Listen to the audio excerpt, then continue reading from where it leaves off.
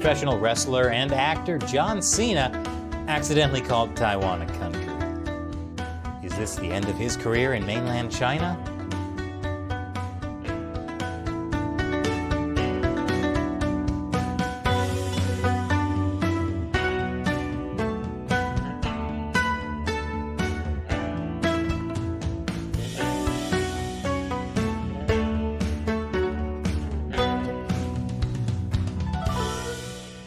Welcome to Giant Uncensored. I'm Chris Chappell. Did you know American World Wrestling Entertainment star John Cena speaks Mandarin Chinese? You want the Chinese version? I'll give you that too. 我要金要带，我是冠军，我永远不放弃。 Like a lot of people who want to get a foothold in the China market, John Cena began learning Mandarin years ago. Here he is in 2016 introducing WWE in mainland China. 请允许我告诉你们，一点关于 WWE。WWE 生意跟爆曝光率都在中国，以前不大，我认为这是坏事。 But the problem with pandering to the China market is sometimes you have to pander to the China market. And that can get complicated when part of the China market is Taiwan. On May 8th, John Cena did a promotional interview on Taiwanese television to promote the upcoming film Fast and Furious 9 and its world premiere in Taiwan. 台湾是第一次国家看到速度与激情9。 I know, you're shocked. There's going to be a Fast and Furious 9. How many of those freaking movies are they going to make? How do you outdo a submarine car chase? Also shocking, John Cena just called Taiwan a country. 台湾是第一次国家。 And now John Cena is being canceled in mainland China because inadvertently referring to Taiwan as a country instead of a region one time in a language he's just learning to speak is enough to spark outrage among mainland China's butthurt online commentators. You know who you are. You're the ones writing angry comments below this video right now. But before you do, let me just say one thing. Taiwan is a country. It has its own independent democratic government. It was never part of the People's Republic of China. Taiwan is a country. There, now you can finish writing those angry comments. But unlike me, John Cena still has dreams of being in the China market. And that's why instead of defending his comments, he apologized. 你好，中国，这是叫西呢。我必须说，现在，在《速度与激情9》，我做很多采访，很多，所以在一个采访，我有一个错误，我必须说，现在就是很重要，我爱更尊重中国跟中国人。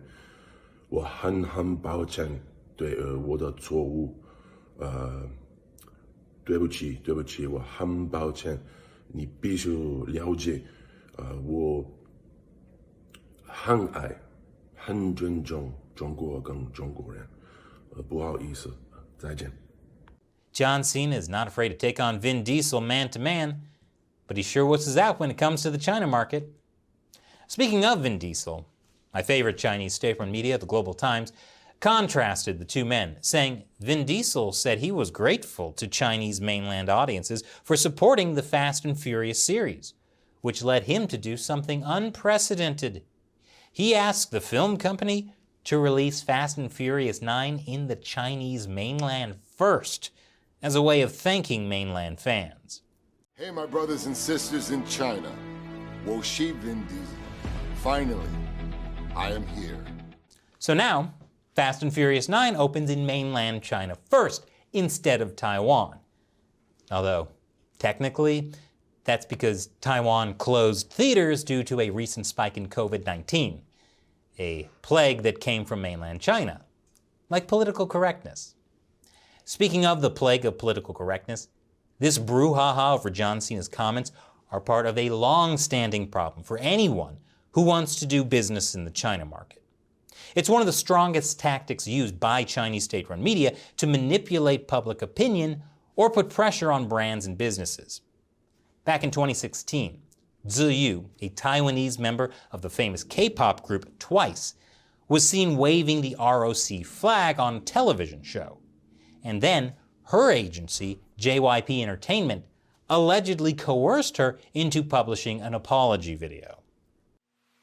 中国只有一个，海峡两岸是一体的。我始终为自己是一个中国人而感到骄傲。Wow, that looks sincere. Interestingly enough, that controversy happened right before Taiwan's 2016 elections. The forced apology video didn't really help cross-strait relations. Taiwan election analysts have said the issue may have contributed as much as 1 to 2% of the electorate's vote to Ms. Tsai, whose DPP traditionally backs independence for the self-governed island. And the list goes on. Taiwanese actress Vivian Sung issued an apology after being caught calling Taiwan her favorite country in an old interview. Zara apologized for simply listing Taiwan as a country on its website. More recently, in 2020, 2 virtual Japanese YouTube hosts were suspended from live streaming for 3 weeks by their talent agency. The suspension came after the pair included Taiwan on a list of countries that had contributed the most to their subscribers and displayed Taiwan's national flag. So even virtual animated people can be canceled for calling Taiwan a country. A South Korean variety TV show was also boycotted by Chinese viewers for showing a Taiwanese flag on a game board posted next to a Chinese PRC flag. Apologizing to China has almost become the norm over the years for everyone in the entertainment industry. Very few people can stand up to that kind of pressure. Except for me, of course. But the trick is, I'm not very entertaining. But what actual market impact have John Cena's comments had? I'll tell you after the break. Welcome back. The public outrage over John Cena calling Taiwan a country shows just how much the China market can be manipulated to punish foreigners. Overnight, the approval rating for Fast and Furious 9 dropped by 2%. Before, it was predicted that the final box office of Fast and Furious 9 could reach 2.3 billion yuan. But due to the careless speech, the box office forecast has dropped to 1.5 billion. As other articles put it, Fast and Furious 9 villain John Cena speaks Chinese well, likes Lao Ganma, yet supports Taiwan. There are too many two-faced celebrities from foreign countries, and they always want to come to the mainland only to make money. Their friendly behavior towards China is not sincere. Even after John Cena's apology, some Chinese people just didn't buy it. You better say, in Chinese, Taiwan is part of China, or else we will not accept your apology. I'm gonna pass out. In Taiwan, he says Taiwan province is a country. In the mainland, he says he respects Chinese people. How two-faced. I don't understand why Chinese people should tolerate him. He's profiting from Chinese people's money with such an unclear political stance, and yet people will still watch his movies? What generation is this? Of course, there were some people who focused on educating the pro-wrestler. Remember, from now on, Taiwan is part of China. Hong Kong is part of China. They were never independent countries. I applaud you for your fast and serious response in standing up to admit your errors. If you could record yourself saying Taiwan is part of China, that would be even better. I hope you enjoyed China and can spend more time understanding China. Well, I'm sure he understands China much better now, after seeing how one sentence has nearly jeopardized the access to China he's worked so hard for. John Cena is the perfect example of what happens when optimistic foreigners think they can have a future in the China market. You spend years learning the language and building relationships. But it's always a ticking time bomb.